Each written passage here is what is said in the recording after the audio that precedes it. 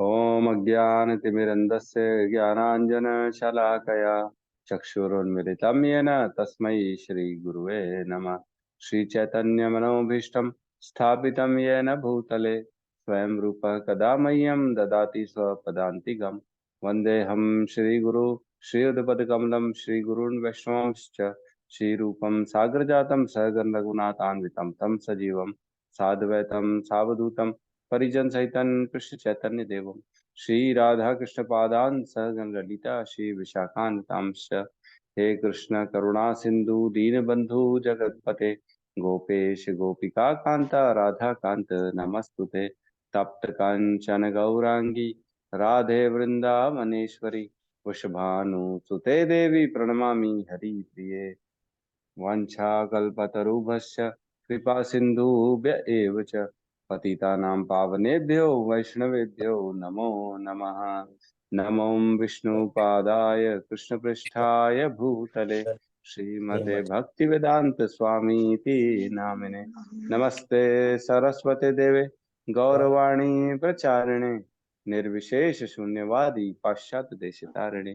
जय श्री कृष्ण चैतन्य प्रभु नित्यानंद श्री अद्वैत गदाधर श्रीवासादि गौर भक्त वृंद। हरे कृष्णा कृष्णा कृष्णा हरे हरे हरे राम राम राम हरे हरे। हरे कृष्णा। सभी का हरे कृष्णा स्वागत है। प्रभु जी, सादर प्रणाम। हरे हरे कृष्णा कृष्णा माता जी। प्रणाम। हरे हरे कृष्णा। कृष्णा हरे प्रभु जी, दंडवत प्रणाम। हरे कृष्णा सभी को हरे कृष्णा। कल हमने 37 और 38 नंबर श्लोक पढ़ा, जिसमें भगवान कहते हैं, मैं वृंशी वंशियों में वासुदेव और पांडवों में अर्जुन हूँ। मैं समस्त मुनियों में व्यास तथा महान विचारकों में उष्णा हूँ। उष्णा मतलब शुक्राचार्य। और कहते हैं 38 अराजकता को दमन करने वाले समस्त साधनों से मैं दंड हूँ। और जो विजय की आकांक्षी हैं उनकी मैं नीति हूँ। रहस्यों में मैं मौन हूँ और बुद्धिमानों में मैं ज्ञान हूँ। ठीक है। तो कल हमने पढ़ लिया कौन सा ज्ञान है। भगवान आध्यात्म का ज्ञान है, जिससे भेद कर सकते हम जीव तत्व पर, प्रकृति और भगवान, ये आत्मा, ये सारी चीजों का हम भेद कर सकते हैं। वो ज्ञान है भगवान, बाकी सोसाइटी वाला ज्ञान नहीं है। ठीक है। तो आज हम प्रवेश करते हैं 39, 40, 41 में, है ना। कोशिश करेंगे तीनों श्लोक हो जाए तो बहुत बढ़िया। ठीक है। ये 39 बड़ा इंपॉर्टेंट श्लोक है। साथ में दोहराएंगे। यच्चापि सर्वभूतानां यच्चापि सर्वभूतानां बीजं तद अहम अर्जुन बीजं बीजं बीजं तदहम् अर्जुन अर्जुन अर्जुन न तदस्ति विना यत् स्यात् न तदस्ति तदस्ति विना विना यत् यत् स्यात् यस्याम् मया भूतं चरचरम् मया मया भूतं चराचरम् चरचरम् यच्चापि सर्वभूतानां यच्चापि यच्चापि यच्चापि सर्वभूतानां सर्वभूतानां सर्वभूतानां बीजं तद अहम अर्जुन बीजं बीजं बीजं तदहम् तदहम् तदहम् अर्जुन अर्जुन न तदस्ति विना यत् स्यात् न तदस्ति तदस्ति विना विना यत् स्यात् स्यात् मया भूतं चराचरम् मया मया मया भूतं भूतं चराचरम् चराचरम् अचरम् यच्चापि सर्वभूतानां यच्चापि यच्चापि यच्चापि सर्वभूतानां सर्वभूतानां सर्वभूतानां बीजं तद अहम अर्जुन बीजं बीजं बीजं तदहम् तदहम् अर्जुन अर्जुन न तदस्ति विनाश्य यत् स्यात् न न तदस्ति तदस्ति विना विना यत् न यत् विना यस्याम् स्यात् मया भूतं चराचरम् मया मया मया भूतं भूतं भूतं चराचरम् चरम् चरम् अनुवाद। यही नहीं है अर्जुन, मैं समस्त सृष्टि का जनक बीज हूँ। ऐसा चर तथा अचर कोई भी प्राणी नहीं जो मेरे बिना रह सके। ठीक है। इसमें कह रहे हैं यत च अपि सर्वभूता नाम, मतलब समस्त सृष्टि में जितने भी जीव हैं। यत च अपि जितने भी हो सकते हैं, जो भी तुम्हारी अनुमान है, जितना भी तुम सोच सकते हो, जितने भी सृष्टि में जीव है, उनमें बीजम तद अहम अर्जुन, उनका बीज मैं हूं, है ना। मुझसे ही सारे के सारे उत्पन्न होते हैं, मैं ही वो बीज हूं जिससे के सारे जीव उत्पन्न हो सकते हैं। न तद अस्ति विना यत् स्यात्, है ना। और नहीं है वह कोई भी, मतलब ऐसा कभी नहीं हो सकता कि मेरे बिना रहे, है ना। मया भूतम चराचरम, चाहे चर हो चाहे अचर हो, वो मेरे बिना नहीं है, उनकी अस्तित्व नहीं है, रह नहीं सकते वो मेरे बिना, चाहे चर हो चाहे जड़। चर अचर मतलब मूवेबल और इमूवेबल, जो मूव कर सकते हैं, जिनके पैर है, जिनके पंख हैं, जो चल सकते हैं, उड़ सकते हैं, तैर सकते हैं, वो। और जो इनके पैर नहीं है, जैसे पेड़ पौधे, वो। कोई भी, जितने भी जीव हों, वो सारे के सारे मुझसे ही उत्पन्न होते हैं, मैं ही उनका कारण हूं और बीज हूं। ठीक है, तात्पर्य में प्रवेश करते हैं। तात्पर्य बाय प्रभुपाद, शील प्रभुपाद की जय। प्रत्येक वस्तु का कारण होता है और इस सृष्टि का कारण या बीज कृष्ण है। कृष्ण की शक्ति के बिना कुछ भी नहीं रह सकता, अतः उन्हें सर्वशक्तिमान कहा जाता है। उनकी शक्ति के बिना चर तथा अचर किसी भी जीव का अस्तित्व नहीं रह सकता। जो कुछ कृष्ण की शक्ति पर आधारित नहीं है वह माया है, अर्थात वह जो नहीं है ना। बहुत इंपॉर्टेंट श्लोक है, और इस टाइप के श्लोक हमने काफी सारे पढ़े हैं। एक खोलिए, 7.10 में भी हमने यही पढ़ा है। भगवान कहते हैं, बीजम माम सर्वभूता नाम वृद्धि पार्थ सनातनम, बुद्धि बुद्धि मताम अस्मि तेज तेजस्वी नाम अहम। मैं ही, यह जान लो कि मैं ही समस्त जीवों का आदि बीज हूँ। फर्स्ट लाइन में तो यही कह रहे हैं, बीजम माम सर्वभूता नाम, जितने भी जीव है उनका बीज मैं हूँ। फिर 9.18 में भगवान कहते हैं,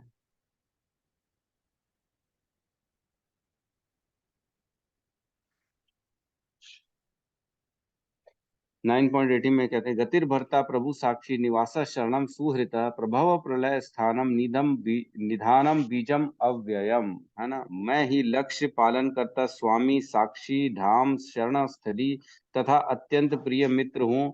मैं सृष्टि तथा प्रलय सबका आधार आश्रय तथा अविनाशी बीज हूँ, है ना। अविनाशी बीज, बीजम अव्ययम, कभी ना खत्म होने वाला। मतलब कई बार ऐसा होता है, हमने पढ़ा था, पेड़ में से, बीज में से पेड़ निकलता है तो बीज का अस्तित्व खत्म हो जाता है, पेड़ बन जाता है वो। लेकिन भगवान यहाँ पे ऐसे नहीं है कि जिनसे जीव निकलते हैं तो वो खत्म हो जाए, वो अव्ययम है, उनको कभी भी उनका कोई खात्म नहीं होता। और अपन ने पढ़ा था 7.7, है ना, मत गत्ता पर नहीं, क्या था, न मत न मत मत पर तरम न किंचित अस्ति धनंजय, मयि सर्वम इदम प्रोक्तम सूत्रेण मणिगणा इह, है ना। मुझसे, हे धनंजय, मुझसे श्रेष्ठ कोई सत्य नहीं है। जिस प्रकार मोती धागे में गुथे रहते हैं, उसी प्रकार सब कुछ मुझ में ही तो आश्रित है, सब कुछ, हर चीज जो भी तुम देख रहे हो। और कहते हैं एक 14.04 में,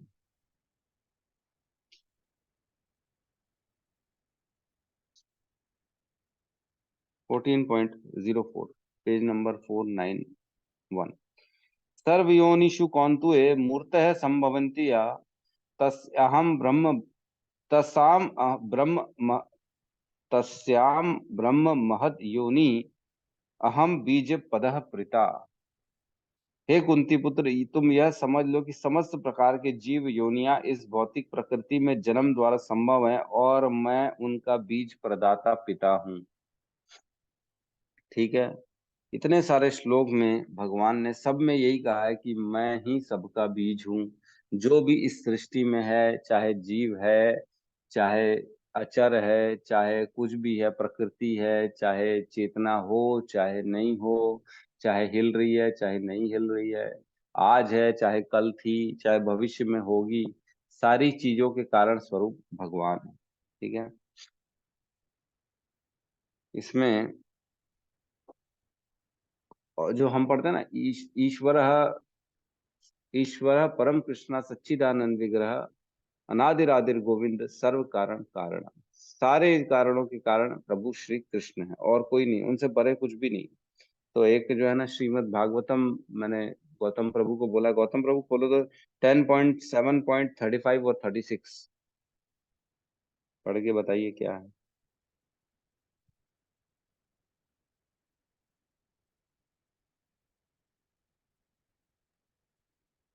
श्लोक क्रमांक 35 और 36 यहाँ बोलते हैं, हे राजा परीक्षित, जब बालक भगवान श्री कृष्ण अपनी माता का दूध पीना लगभग पूरा कर चुके थे और माता यशोदा उनके सुंदर कांतिमान हंसते मुख को छू रही थी और निहार रही थी, तो बालक ने जम्हाई ली और माता यशोदा ने देखा कि उनके मुंह में पूरा आकाश, उच्च लोक तथा पृथ्वी, सभी दिशाओं के तारे, सूर्य, चंद्रमा, अग्नि, वायु, समुद्र, द्वीप, पर्वत, नदी, जल तथा चराचर सभी प्रकार के जीव समाये हुए हैं। तो देखिए, ये वही लीला है जो भगवान ने अपने मुख में यशोदा मैया को पूरा ब्रह्मांड दिखा दिया, है ना। उसका वर्णन है 10.7.35 और 36 में। जब जमाई लेते हैं तब यशोदा मैया ने सब देखा, उनके मुख के अंदर सारे तारे, सूर्य, ब्रह्मांड, लोक, अलग अलग 14 लोक, पृथ्वी, सब देख डाला और आश्चर्यचकित हो गई कि ये क्या देख रही हो। फिर उन्होंने, अरे नहीं नहीं नहीं, मैंने कुछ गलत देख लिया लगता है, फिर उन्होंने अपने आप को संभाला। तो इस प्रकार भगवान जो है ना हर कहीं है। और हमने एक और जो है ना मार्कंडे ऋषि का भी हमने कथा सुनी है, जिसमें मार्कंडे ऋषि जो है ना उनको वरदान था 7 कल्प, 7 कल्प तक वो जीवित रहेंगे, है ना। 7 कल्प तक जब जीवित थे तो प्रलय हुई। एक समय जब बैठे हुए तपस्या कर रहे थे तब प्रलय हुई। प्रलय में क्या होता है, हमने पढ़ा था कि पूरा जल भर जाता है ऊपर तक, है ना, स्वर्ग लोक के ऊपर तक जल भर जाता है। तो जब जल भर गया पूरा पृथ्वी में जल ही जल था, चारों तरफ जल ही जल, लेकिन मार्कंडे ऋषि क्योंकि अमर थे उस समय, 7 कल्प तक जीवित थे, तो वो प्रलय में उनको कुछ भी नहीं हुआ। वो पानी में परेशान हो गए, इधर उधर पानी, बहुत पानी पानी दिखने लगा, कहाँ जाऊं कुछ समझ में नहीं आ रहा था। तब उन्होंने देखा कि एक वृक्ष के नीचे एक छोटा सा गोपाल बालक जो है ना, वो अपने पैर का अंगूठा अपने मुंह में डाल के चूस रहा है ना। तो जब चूस रहा था तब वो आश्चर्यचकित हो गए और उन्होंने देखा ये कौन बालक है, इतना प्रलय हो रहा है, इतना सागर का पूरा तूफान आया हुआ है और ये चुपचाप शांति से वृक्ष के नीचे लेटा हुआ है, ये कौन है। जब थोड़े समीप गए, जाके देखा तो उस बालक ने जब जोर से सांस ली तो पूरा का पूरा जल जो है ना उनके पेट में चला गया और उस जल के साथ मार्कंडे ऋषि भी उनके पेट में चले गए।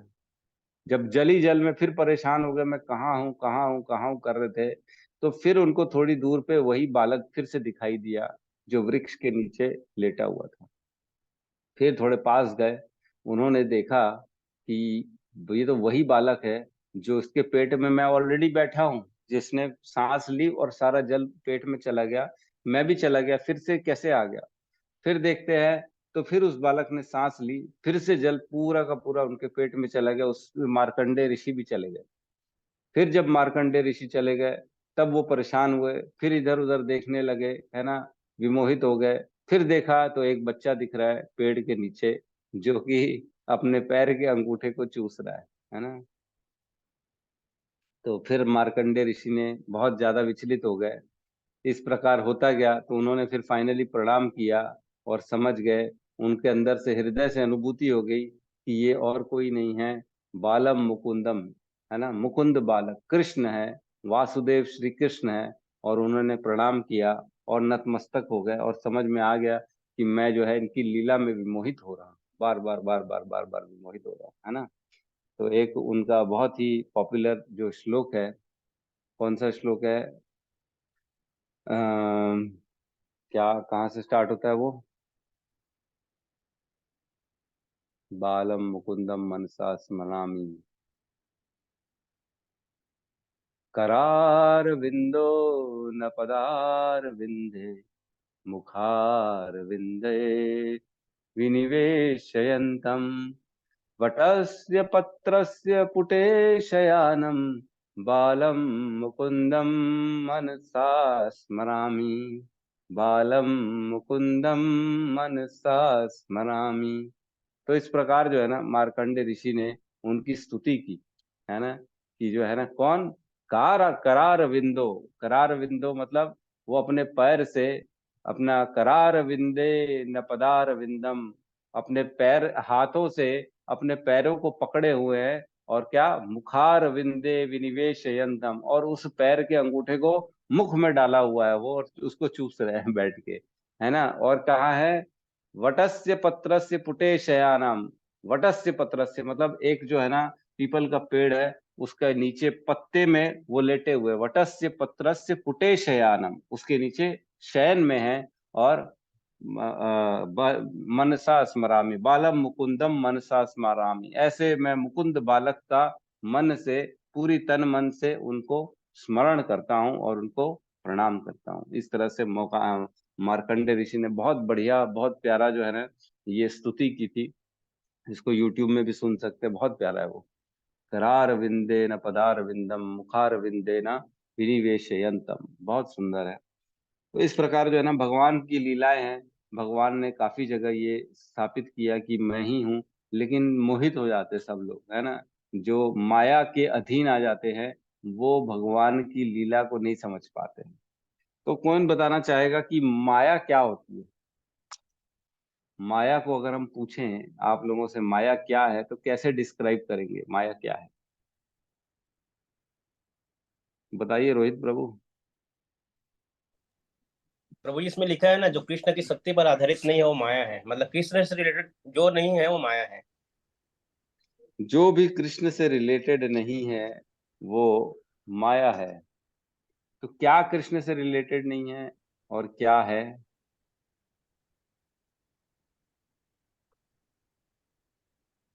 हर जीव, हर वस्तु जो दृष्टि में है चाहे दृष्टि में नहीं है ना, जो भी हम देख सकते हैं, जो भी हम सोच सकते हैं, जो हम नहीं सोच सकते हैं, ये सब कुछ जो है ना अगर कृष्ण से संबंध जिसका हम देख सकते हैं, तब तो वो जो है ना है, अदरवाइज वो माया है ना। क्या आप मुझको देख सकते हैं?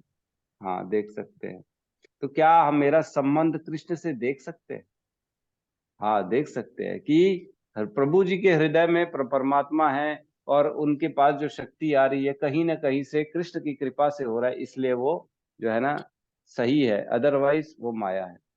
तो जैसे हम पूरे संसार में देखते हैं, लोग बड़े जो है ना अपने घर में, धन में, इसमें उसमें पूर्ण रूप से व्यस्त है। तो माया किस प्रकार लोगों को उलझा के रखी है, कितने बड़े बड़े एग्जाम्पल है। बचपन से लेके पूरे बुढ़ापे तक सिर्फ माया माया माया में पूरा जीवन निकल जाता है, लेकिन अपने भगवान का स्मरण नहीं कर पाते, है ना। श्री आदि शंकराचार्य कहते हैं, बालस्तावत क्रीड़ा सक्ता, तरुणास्तावत तरुणी सक्ता, वृद्धास्तावत चिंता सक्ता, परे ब्रह्माणी को अपि न सकता। मतलब सारा बचपन निकल गया सिर्फ खेल खेल में, मस्ती में, ये वीडियो गेम वो वीडियो गेम। तरुणास्तावत मतलब जवानी निकल गई स्त्री पुरुष के संग में, मेरे को ये अच्छा लग रहा है, मेरे को वो अच्छा लग रहा है ना। तरुणी जो जो हृदय में रहती है ना चीजें, मैं संग करूं किसी का, किसी का आलिंगन करूं, किसी के समय किसी के साथ टाइम पास करूं। लड़के लड़कियां जो है ना वो पूरे पूरे दिन, पूरा पूरा रात भी बात करते रहते हैं, उनको पता नहीं कितनी सारी बातें रहती है इतना इतना बात करते हैं, है ना। तो उनके पास टाइम ऐसा लगता है कम, जैसे मिलते हैं फिर बिछड़ते हैं, तो बोलते हैं अरे ऐसा लग रहा है अभी अभी तो मिले थे, कुछ बात ही नहीं हुई है, जबकि दो दो चार चार घंटे तक बैठे रहते हैं। तो इस प्रकार तरुण अवस्थावत, और फिर जब वृद्धावस्थावत चिंता सकता, बुढ़ापे में सिर्फ चिंता हो जाती, घर परिवार बच्चों की, धन की, पेंशन की, है ना, इंश्योरेंस की, इसकी धंधे की, क्या होगा, एफडी की, इसका शरीर की, दवाइयों की, डॉक्टर की चिंता रहती है। भाई चिंता करेंगे, अब हम घर के बड़े हैं, हम ही तो सोचेंगे, बच्चों की शादी करनी है, बच्चों का कन्यादान करना है, सेटल करना है, बच्चों को पढ़ाना है लिखाना है, चिंताएं करते हैं। लेकिन परे ब्रह्माणी को अपी न सकता, परे इन सब से परे जो ब्रह्म है, क्या कभी उसमें किसी ने आसक्ति लगाई अपनी? उसका कभी किसी ने चिंतन किया है कि हमको जन्म किसने दिया, क्या जन्म का उद्देश्य था, क्या इस मनुष्य शरीर में करना चाहिए, क्या हमने किया, किस प्रकार हम जो है भटक गए, किस प्रकार भगवान का नाम नहीं लिया, जहां जाना है वहां का हमने तैयारी की है कि नहीं की है? जहां मृत्यु के बाद जिसको सब किसी को जाना है, मृत्यु से सबकी निश्चित है, कल नहीं तो आज सबकी होनी होनी है, मृत्यु से परे कुछ भी नहीं है।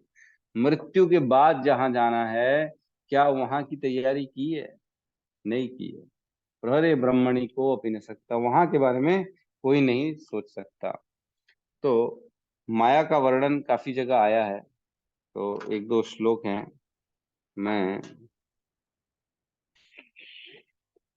11.19.1 प्रभु जी 10.76.21 है क्या? 10.26 .21 ठीक है बच्चे, मैं ओपन कर लेता 19 1 मैं 10 11 19 1 में पढ़ रहा हूँ, है ना।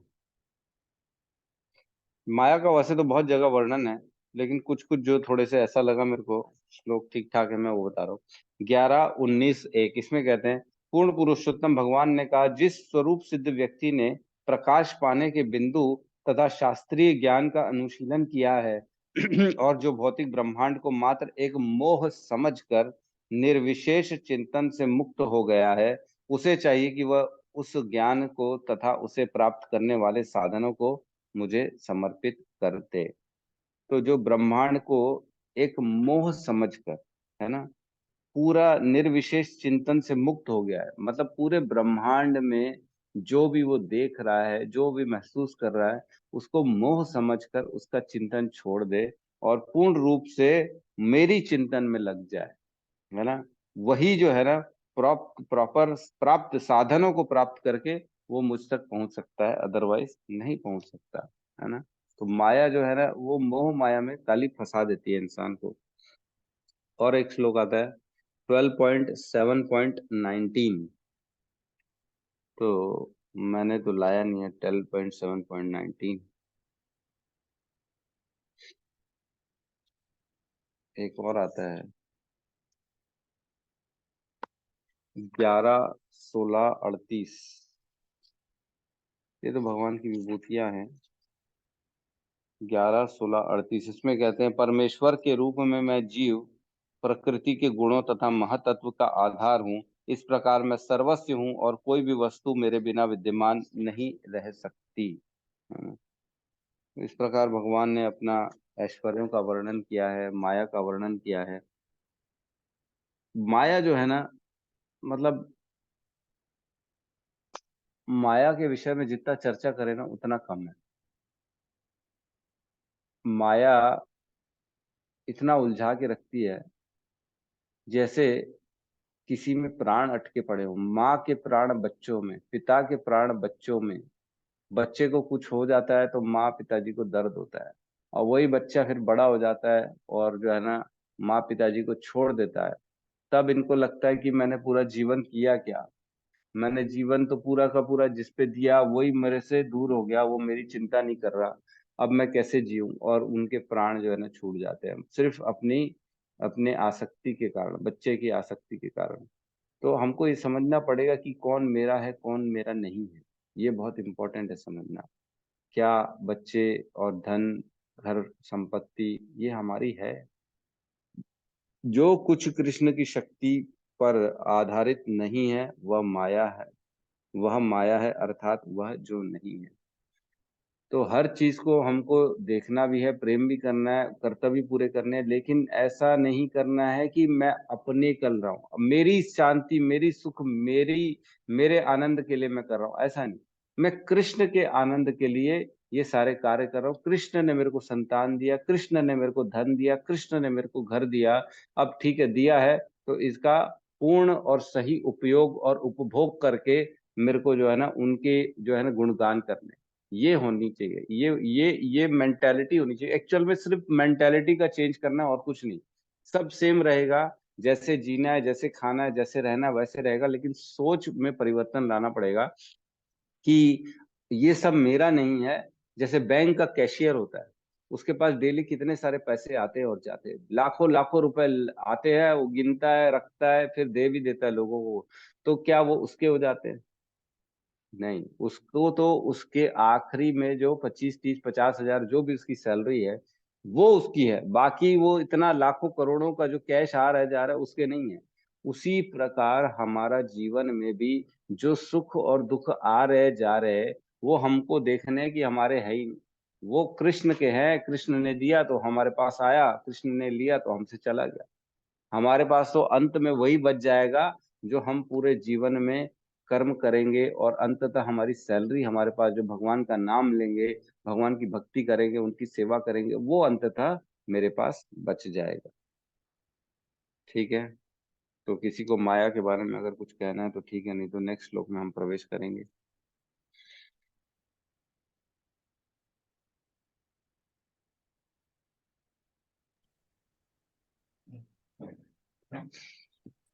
ठीक है, तो नेक्स्ट श्लोक में प्रवेश करते हैं 10.40।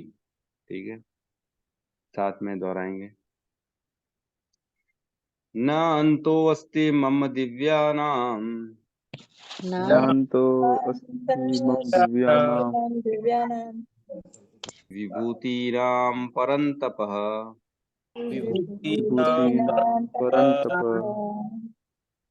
एष तु देशत प्रोक्तो एषा तुद्देशप्रोक्तो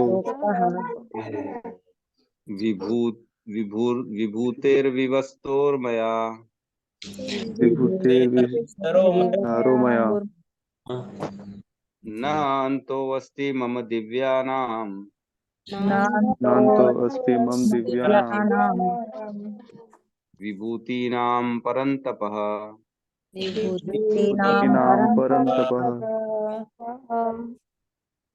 एष तु उद्देशत प्रोक्तो एष तु प्रोक्तो विभूतेर्विवस्तरो मया विभूतेर्विस्तारो मया न अंतोऽस्ति मम दिव्यानां नान्तो अस्ति मम दिव्यानां विभूतीनां परन्तपः विभूतीनां परन्तपः एष तु उद्देशत प्रोक्तो एष तु उद्देशप्रोक्तो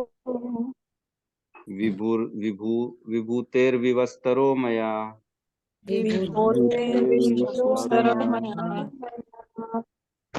अनुवाद है। परंतप, मेरी दैवी विभूतियों का अंत नहीं है। मैंने तुमसे जो कुछ कहा वह तो मेरी अनंत विभूतियों का संकेत मात्र है। मतलब अंत नहीं है, एंडलेस है मेरी विभूतियां।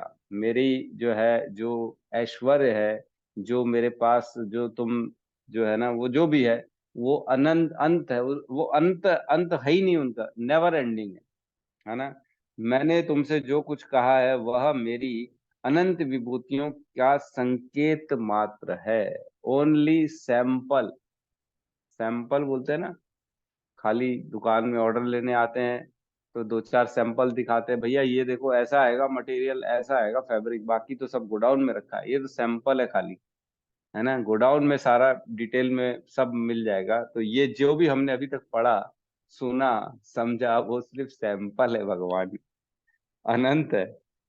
तो भगवान एक्चुअल में, मैं सुन रहा था, स्वयं कृष्ण भी नहीं जानते हैं कि उनके पास कितनी शक्तियां हैं, ऐसा हमारे आचार्य बोलते हैं। उनको खुद नहीं मालूम है कि मेरे पास क्या है, जी कितना है। जैसे एक कोई करोड़पति अरबपति का बेटा हो, जैसे मुकेश अंबानी हो या कोई और हो, बिल गेट्स हो, या कोई जो बड़े बड़े बहुत बड़े बड़े पैसे वाले हैं, उनको खुद नहीं मालूम रहता है कि उनके पास कितना पैसा है ना। वो खुद नहीं काउंट कर पाते, अरे इतनी सारी प्रॉपर्टी, इतने सारे बैंक बैलेंस, इतने सारे सोना, इतना सारा शेयर, इतने सारे बिजनेस, इतने सारे स्टॉक, इतने सारे मतलब हर जगह उनका पैसा अलग अलग अलग अलग अलग इतना सारा पैसा रहता है, उनको खुद नहीं मालूम, वो गिन नहीं सकते कि कितना पैसा है। ये केवल अनुमान लगाते कि मेरे पास इतना है, उतना है, इतना है। सोचो एक ब्रह्मांड का एक एक छोटी सी हमारी पृथ्वी के छोटे छोटे लोग जो है वो इतने उनके पास पैसा रहता है, वो गिन नहीं पाते। और सोचो अनंत ब्रह्मांड कोटि नायक, अनंत ब्रह्मांड कोटि नायक जो है उनके पास कितनी शक्तियां होंगी। वो उनके साथ भी ऐसे ही, उनको खुद नहीं पता पड़ता मेरे पास कितनी शक्तियां, अनंत है, वो खुद नहीं बता सकते कि मैं कहाँ कहाँ कैसे कैसे व्याप्त हूँ, है ना। वो रह के भी नहीं है, उन्हीं के आधार पे, उन्हीं के ही जो है शक्तियों से सारे देवी देवता ब्रह्मांड में, ब्रह्मा जी शिव जी सब काम कर रहे हैं। अलग अलग देवी देवताओं को भगवान की शक्ति से ही शक्ति मिलती है ना। तो कुछ कुछ शक्तियां हैं, जैसे मैंने नोट करा था, वो तो अपन जो थोड़ा थोड़ा हम जानते हैं, जैसे पराशक्ति है, अपराशक्ति है भगवान की, सत्य संकल्प शक्ति है, अंतरंगा शक्ति है, माया शक्ति है, और बहिरंगा शक्ति है, काल शक्ति है। ऐसे भगवान की अनंत शक्तियां हैं, जिसकी कोई लिस्ट की एंड नहीं बन सकता। इसलिए कहीं पे भी भगवान की शक्तियों को बताया नहीं गया कि खाली यही शक्तियां हैं भगवान की। आप पढ़ेंगे कि या कभी किसी से पूछेंगे प्रभु जी भगवान की पास कितनी शक्ति है, तो वो कुछ कुछ गिना देगा, बस अंतरंगा बहिरंगा, उससे ये निकली, उससे ये निकली, ये वर्णन है, लेकिन वो एंडलेस है, उसका कहीं पे भी फुल स्टॉप नहीं लगेगा। वो इतनी शक्ति है भगवान की, है ना।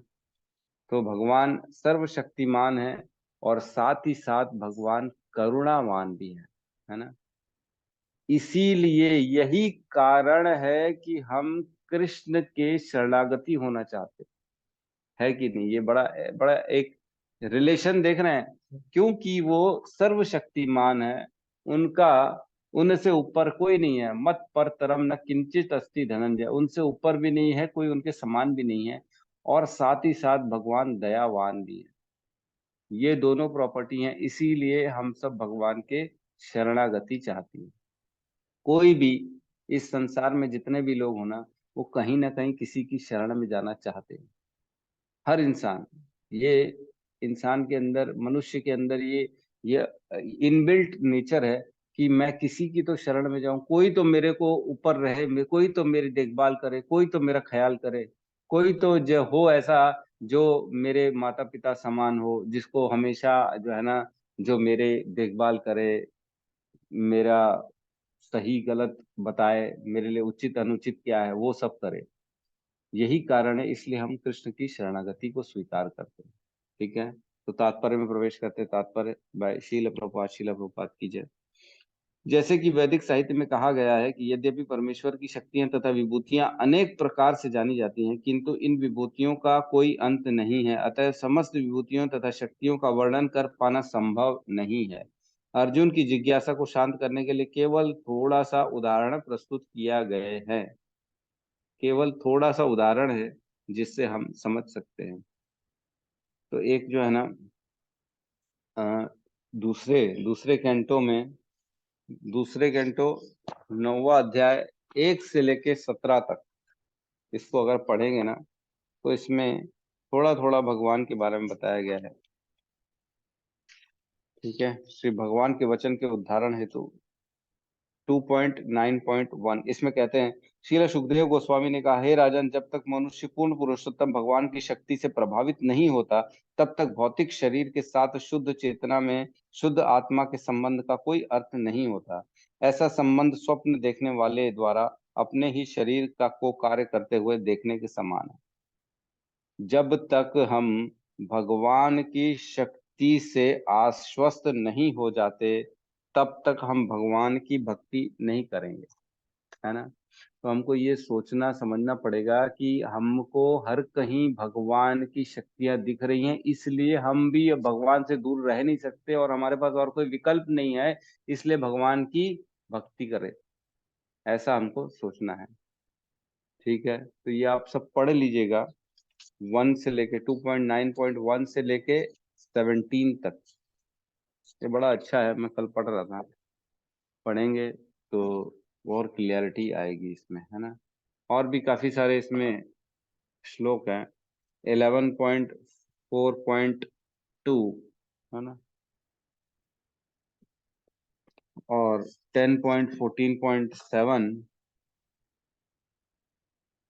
2.5.36 से लेके 41 तक ये सब भगवान की विभूतियां शक्तियों का वर्णन है कि किस प्रकार भगवान हर कहीं हैं। ठीक है, वो लाए क्या प्रभु जी? 10.76.21 पढ़ो तो। जी प्रभु जी।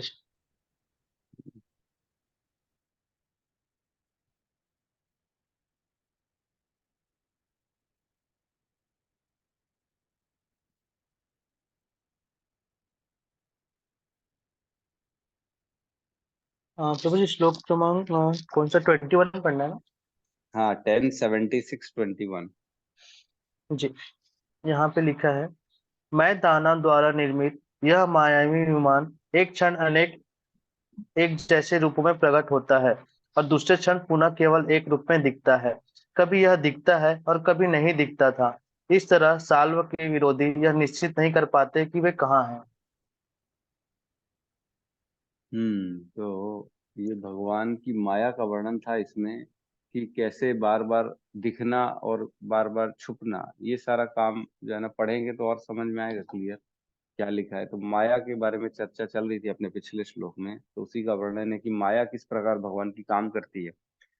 कभी दिखाती है, कभी किसी से प्रेम करा देगी, ऐसा दिल से ऐसा लगेगा अरे यार ये तो कितना प्यारा है, फिर लगेगा दूसरे क्षण अरे ये तो बहुत बदमाश है, फिर बाद में लगेगा नहीं नहीं ठीक ही है यार, थोड़ा बहुत तो बदमाश सभी कर लेते हैं, सभी होते हैं, फिर बाद में लगेगा अरे नहीं ये तो बहुत ज्यादा बात करने में भी गंदा है। तो एक ही जो है ना स्थिति है, एक ही व्यक्ति है, उसी के बारे में बार बार आपकी धारणाओं को चेंज करती है माया, आपको पजल कर देगी, कभी वो अपना लगेगा फिर कभी पराया लगेगा। ये सबके साथ होता है, कितना भी किसी को भी टेस्ट कर लो ऐसे ही होगा, कभी अपने लगेगा कभी पराया लगेगा। क्यों हो रहा है? क्योंकि माया है। कभी माया आपको उसी से सुख दिलाएगी, उसी से दुख भी दिला देगी। तो हमको उठना है इन सब चीजों से, सुख और दुख से ऊपर, अपनों परायों से, मैं और अहम ममेती के भाव से ऊपर उठना। ठीक है, तो ये 41 भी श्लोक ले लेते हैं अपन, समय है अभी। ये सारे आपने नोट कर लिए जो मैंने लिखा है? जी प्रभु जी। हाँ, 2.5.36 से 41 है ना, 36 2.5.36 2.5.36 इसमें कहते हैं बड़े बड़े दार्शनिक कल्पना करते हैं कि ब्रह्मांड में सारे लोग श्री भगवान के विराट शरीर के विभिन्न ऊपरी तथा निचले अंगों का प्रदर्शन है। तो ये भगवान के उनका वर्णन है कि किस प्रकार भगवान की शक्ति है जिससे सारा ब्रह्मांड बना है। आगे कहते हैं ब्रह्मांड वर्ग श्री भगवान का मुख है और क्षत्रिय उनकी, ब्राह्मण वर्ग श्री भगवान का मुख है, क्षत्रिय उनकी भुजाओं का और वैश्य उनकी जांघों का प्रतिनिधित्व करते हैं, जबकि शूद्र वर्ग उनके पांव से उत्पन्न हुए हैं। आगे कह रहे हैं पृथ्वी तल तक सारे अधोलोक उनके पांव में स्थित है ना, भूअर लोक इत्यादि मध्य लोक उनकी नाभि में स्थित है, और इनसे भी उच्चतर लोग जो देवताओं तथा सुसंस्कृत ऋषियों मुनियों द्वारा निवासित हैं, वे श्री भगवान के वक्ष स्थल में स्थित हैं। आगे कहते हैं श्री भगवान के विराट रूप के वक्ष स्थल के से गर्दन तक के प्रदेश में जन लोक तथा तप लोक स्थित है, जबकि सर्वोच्च लोक सत्य लोक इस विराट रूप के सिर पर स्थित है, किंतु आध्यात्मिक लोक शाश्वत है ना। तो भगवान की विभूतियों के बारे में वर्णन है कि किस प्रकार सारा का सारा ब्रह्मांड भगवान के शरीर के में ही व्याप्त है, शरीर के रूप में व्याप्त है।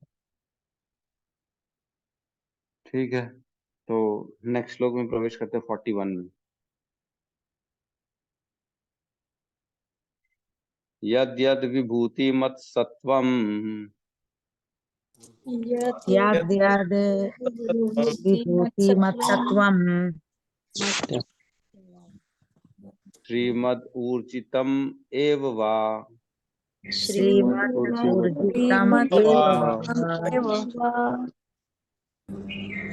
तद्देवे अवगच्छत्वम्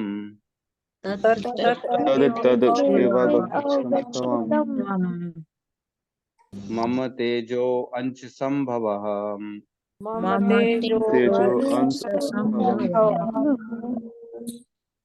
यद यद विभूति मत सत्वम यत् यद् विभूति मत्सत्वं तत्त्वं श्रीमदूर्जितम् एव वा ऊर्जितम् एव वा तत्तद्देवा गच्छ त्वाम् देवागच्छत्वं मम तेजो अंश संभवम् जो अंश संभवम् संभवम् यद्यद्विभूति मत्सत्वम् तत्त्वं त्वं श्रीमद् ऊर्जितम् एव वा ऊर्जितम् एव वा तत्तत् एव अवगच्छ त्वाम्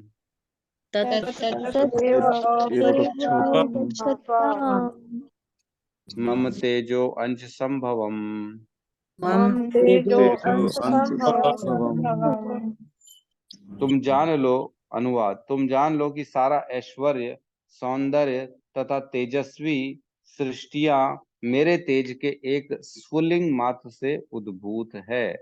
तात्पर्य शील प्रभुपाद की जय। किसी भी तेजस्वी या सुंदर सृष्टि को, चाहे वह अध्यात्म जगत में हो या इस जगत में, कृष्ण की विभूति का अंश रूप ही मानना चाहिए। किसी भी अलौकिक तेज युक्त वस्तु को कृष्ण की विभूति समझना चाहिए। तो कह रहे हैं कि किसी की भी जो है ना तेज, स्मार्टनेस, कोई भी एक्स्ट्रा ऑर्डिनरी जो दिख रहा है आपको, टैलेंटेड है, स्मार्ट है, वटु मतलब जिसकी वाणी में दम है, किसी के बुद्धि में दम है, किसी के शरीर में दम है, किसी के हाथ पैर में दम है ना, किसी के भी प्लानिंग में दम है, जो भी है एक्स्ट्रा ऑर्डिनरी, जिसके पास भी टैलेंट है, वो कहाँ से आया है? वो भगवान कृष्ण के पास आया है। हम तो एक्स्ट्रा ऑर्डिनरी की क्या बात कर रहे हैं, हम तो नॉर्मल जो है ना, क्या हम ये भी समझ पा रहे हैं कि जो हम बातें कर रहे हैं वो हम एक दूसरे को कैसे समझ पा रहे हैं? हमने 3 श्लोक पढ़ लिए, तो 3 श्लोक पढ़ के सिर्फ वर्ड समझ के हम उसका मतलब समझ गए, तो हम ये समझ पा रहे हैं कि हम मतलब कैसे समझ पाते हैं? क्या हम बातें करते हैं तो वो हम कैसे फटाफट हमारे बुद्धि में क्लियर उसकी अंडरस्टैंडिंग आ जाती है? ये भी हम नहीं समझ पाते कि किस प्रकार इंटरनल सारा काम कर रहा है। हम खाली कान से सुनते हैं और हमको समझ में आ जाता है क्या बोला। तो जो प्रोसेस है समझने का, वो भी हम नहीं समझ पाते कि किस प्रकार इवन हमारा शरीर किस प्रकार जो है ना ग्रहण करता है। एक ही क्लास है, उसमें 100 बच्चे हैं, सबको पढ़ाया सेम टीचर ने, लेकिन एक फर्स्ट आया, एक फेल हो गया। ऐसा क्यों? ऐसा क्यों? Same teacher, same class, same material, same पढ़ाई, लेकिन एक बच्चा ने सही सही सारे जवाब लिख दिए, एक बच्चे ने सही नहीं, कुछ नहीं लिखा सही, सब गलत गलत लिखा। तो ये समझ का फेर है। किसी किसी को समझ में आता है, किसी किसी को समझ में नहीं आता। लेकिन किसी किसी को समझ में जो आता है, वो हमको भी समझ में नहीं आता कि इसको कैसे समझ में आ रहा है। हमको खुद को ही नहीं समझ में आता कि कैसे समझ में आ रहा है। तो ये सब भगवान की विभूतियां हैं जो हमारे शरीर के अंदर चल रही हैं और हमको पता ही नहीं पड़ रहा है कि ये सब हो क्या रहा है ना। हम देखते हैं और तुरंत उसको समझ जाते हैं, ये अच्छा ये बुरा। हम कई लोग ऐसे हैं जिनको समझ में नहीं आता, जिनको हम मेंटली वीक कहते हैं या थोड़े से जो बीमार होते हैं, उनको समझ में नहीं आता कि कहाँ पैर रखना है, कब कपड़े पहनने हैं। इवन कपड़े पहनने भी नहीं आते लोगों को, जिनको पागल बोलते हैं। तो ऐसा क्या है जो हम सब समझदार हैं और वो नहीं? तो ये सारी जो है ना भगवान की विभूतियां हैं जो हमारे अंदर, हमारे शरीर के अंदर काम कर रही हैं। और हम अपने आप में गर्व करते हैं कि नहीं देखा, मेरे को आता है, इसको कुछ नहीं आता, ये बेवकूफ है, ये मैं इंटेलिजेंट हूँ, मैंने पढ़ा है, मैंने मेहनत की है, मेरे को समझ में आता है। अरे तुमको तो ये नहीं मालूम है कि तुम्हारे पेट के अंदर कितने अंग हैं, कौन से कलर के अंग हैं, ये तक नहीं मालूम है, तो तुम अपने शरीर को अपना क्यों मानते हो? है ना। हमारी बुद्धि किस प्रकार काम कर रही है, कितने वजन की है, किस रंग की है, कौन चला रहा है, अंदर बैठ के तंत्रियां कैसे काम कर रही है, हमको ये नहीं मालूम। और हम कहते हैं कि ये बुद्धि हमारी है। क्या हमारी है? जो चीज हमारी होती है उसके बारे में तो हमको सब डिटेल मालूम होना चाहिए ना। आज किसी को कहते हैं आज ये मेरा घर है, किसी का पर्स गुम जाता है, तो बोले, 4 लोगों से पूछता है कौन है इस पर्स का मालिक? तो 4 लोग हाथ खड़ा कर देंगे, मैं हूं, मैं हूं, मैं हूं। तो कैसे अनुमान लगाया जाएगा, कैसे पता लगाया जाएगा कि इस पर्स का मालिक कौन है?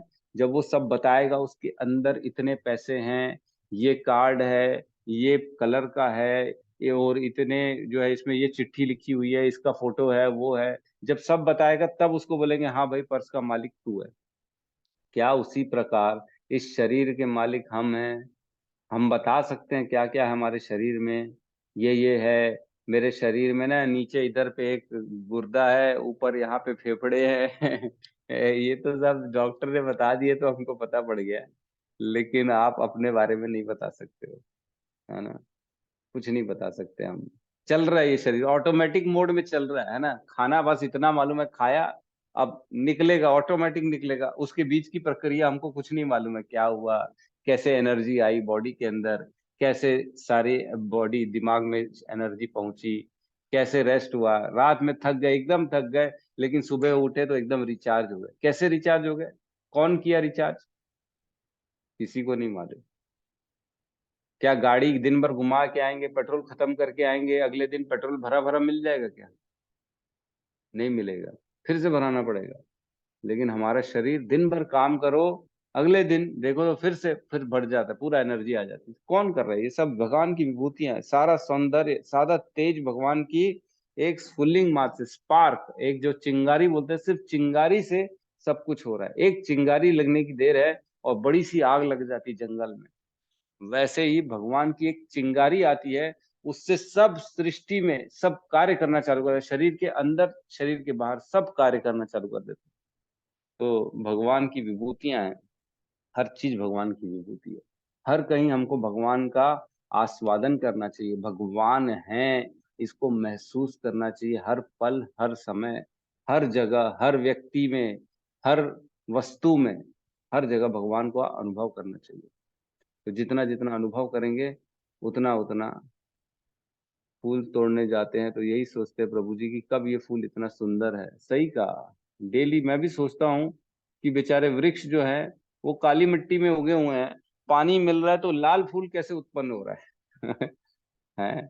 मैं काला काला रंग दूं आपको और बोलूं इसको जो है ना लाल कर दो, तो कर पाओगे? हम नहीं कर सकते। लेकिन प्रभु काली मिट्टी से लाल फूल उत्पन्न कर देते, समझ में नहीं आता है कैसे, है कि नहीं? भगवान अलग ही है, शक्तियां हैं भगवान की। ठीक है, किसी का कुछ कहना है तो कह सकते हैं।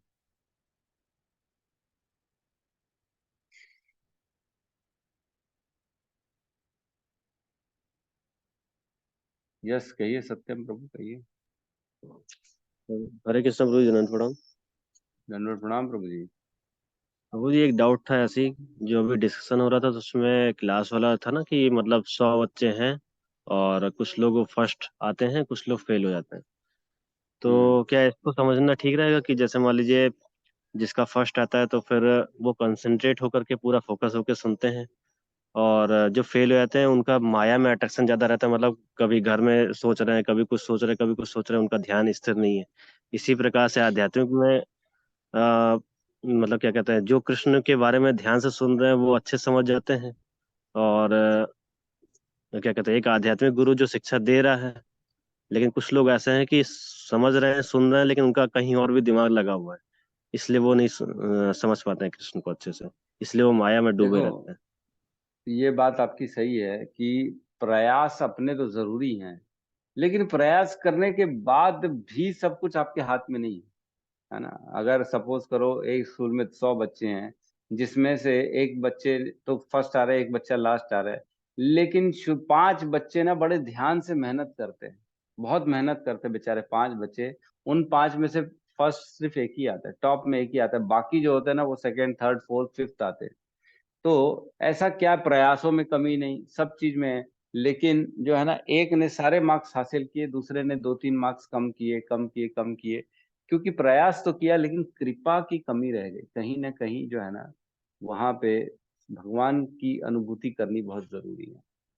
ठीक है, ये बात तो सही है, हमारे प्रयासों के बिना नहीं हो सकता।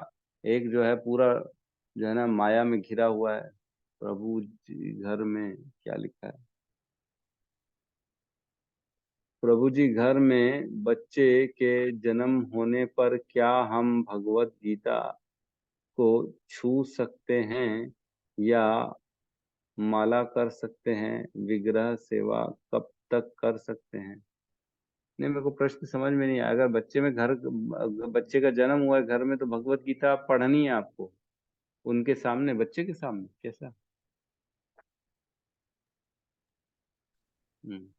कोई समझ पा रहे हैं क्या माता जी का प्रश्न?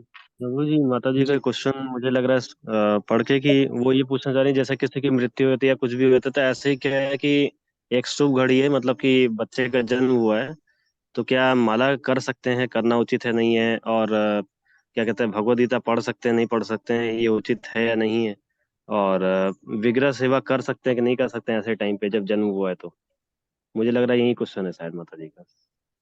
मतलब जब जन्म हुआ है तो उसकी माता कर सकती है कि कोई और करने की बात कर रहे हैं? मतलब क्या कोई वो जो जिस घड़ी में पैदा हुआ है, कई बार पंडित बोलते हैं ना, ये कौन सी घड़ी में हुआ है इसलिए थोड़े दिन रुको, ऐसा ऐसा।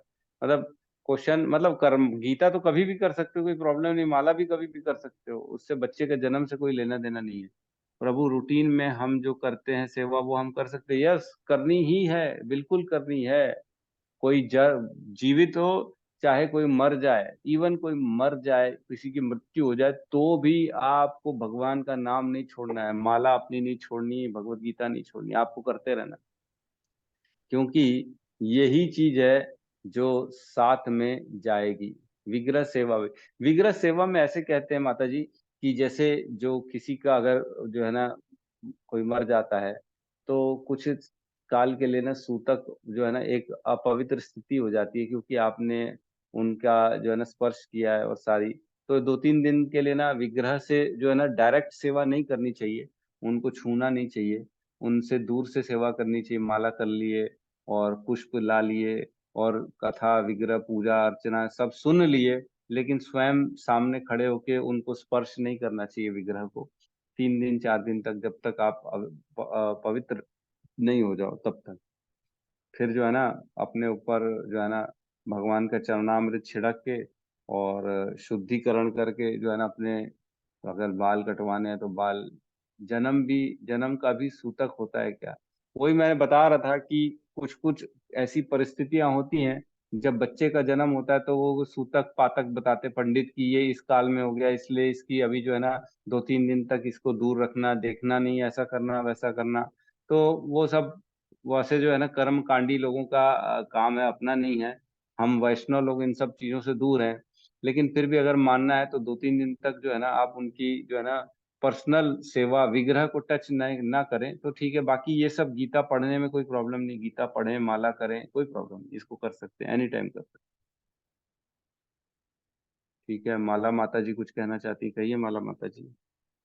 हरे कृष्ण प्रभु जी, आपके चरणों में कोटि कोटि दंडवत प्रणाम। प्रभु जी, प्रणाम जैसे माता कि जी। माता जी का जो क्वेश्चन है कि बच्चे होते हैं घर पे नए, तो हम गीता पढ़ सकते हैं या विग्रह कर सकते हैं, माला कर सकते हैं। वैसे तो 5 दिन तक ऐसे बोलते हैं कि प्रभु जी ऐसे कुछ नहीं करना चाहिए, मतलब विग्रह पूजा भी नहीं होता। हमारे घर में बच्चा हुआ था तब मतलब ऐसे बोलते हैं कि 5 दिन तक ना कुछ ऐसे मतलब नहीं जाना चाहिए यहाँ पे, ये नहीं करना चाहिए। रही बात गीता और माला की, तो ये ऐसा कुछ नहीं है, गीता माला कर सकते हैं हम, क्योंकि वो उसको नहीं बोलते। लेकिन विग्रह पूजा करने के लिए और जो वो सूतक काल जो बोलते हैं ना, वो जो नहीं देख सकते वो उसके पापा के लिए होता है, जो 1 महीने तक उसको नहीं देखना चाहिए, जो सूतक काल बोलते हैं। बाकी ऐसा कुछ नहीं है।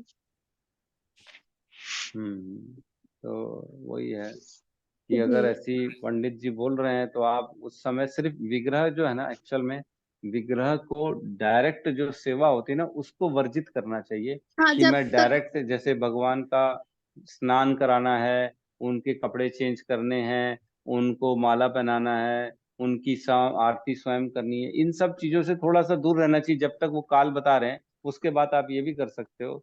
बाकी जो इनडायरेक्ट सेवाज होती है, गीता पढ़ना है, माला करना है, सुनना है, कीर्तन करना है, ये सब कर सकते हो, इसमें कोई प्रॉब्लम नहीं।